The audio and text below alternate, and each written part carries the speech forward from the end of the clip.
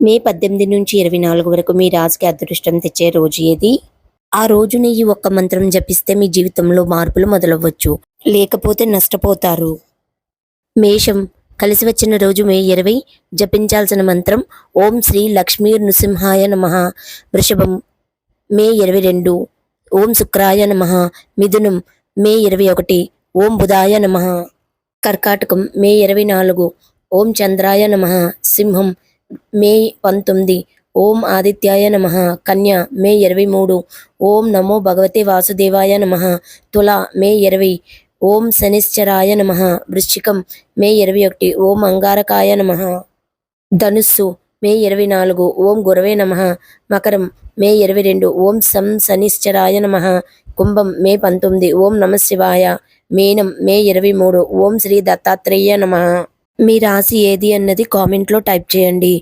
ఈ వీడియో నచ్చినట్లయితే సబ్స్క్రైబ్ చేసుకోండి.